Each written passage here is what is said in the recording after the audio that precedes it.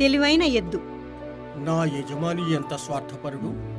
నేను అతడి పొలం దున్నినంతకాలం, అతడికి ఉపయోగపడినంతకాలం నన్ను తన వద్దే ఉంచుకున్నాడు. నేను ముసలివాడిని అయ్యేసరికి అడవి జంతువులకు ఆహారంగా వదిలేసి వెళ్ళాడు. మరేం పర్వాలేదు, నేను ఓ తెలివైన ఎద్దును. నా మంచి చెడ్డలు నేను చూసుకోగలను. ముందుగా నేను ఉండటానికి ఏదైనా ఖాళీ గుహ వెతుక్కుంటాను.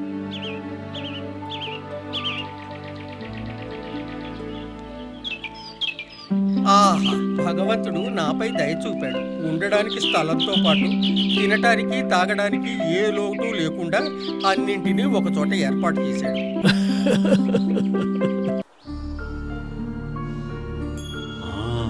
అబ్బో, ఆరోగ్యంగా లావుగా ఉన్న ఎద్దు.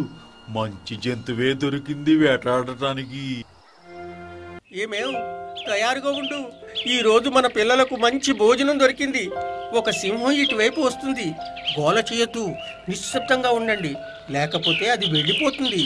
అరే అరే, నేనేం వింటున్నాను? ఈ ఎద్దు చెప్పేదాన్ని బట్టి చూస్తే నేను వేటాడటానికి వచ్చినట్లు లేదు. ఎద్దుకు నేనే బలైపోయేటట్లుంది. ఏమేవ్, సింహం నా దగ్గరికే వచ్చేసింది.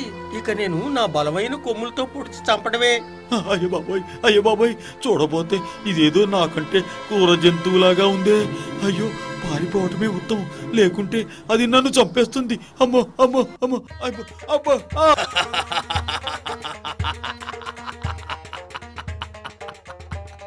అబ్బో. అరే అరే అరే అరే మృగరాజా, మీరేం చేస్తున్నారు? ఎవరైనా కొండ ఈ విధంగా దిగుతారా? ఏ నక్క, నీ హద్దుల్లో నువ్వు ఉండి మాట్లాడు. ఆ చెరువులో ఉన్న భయంకరమైన జంతువును చూసి భయపడినట్టే నీకు నేను భయపడతాను అనుకోకు. భయంకరమైన జంతువా? ఓ, అర్థమైందిలే. నీ 32 పళ్ళు చూపించనక్కర్లేదులే. ఇప్పుడు నేనన్న మాటల్లో ఏముంది? నువ్వు అంతగా నవ్వుతున్నావు. మృగరాజా, నేను నీ మూర్ఖత్వం చూసి నవ్వుతున్నాను.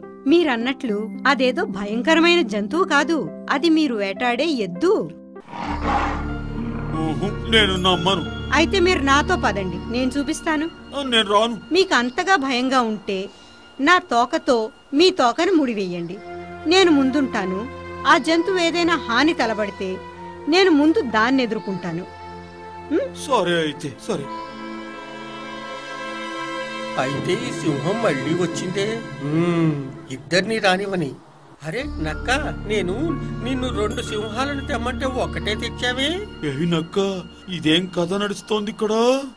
ఏం జరుగుతోందో నాకు తెలీదు మృగరాజా.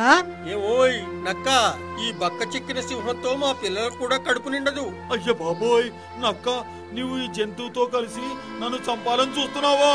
అమ్మో మృగరాజా, ఆగు, నా మాట విను. ఇంకా నీ మాట వినను, నీ మాట వినను. ప్రాణం మీదకి వచ్చినప్పుడు కంగారు పడితే లాభం లేదు. తెలివిగా తప్పించుకునే మార్గం చూడాలి.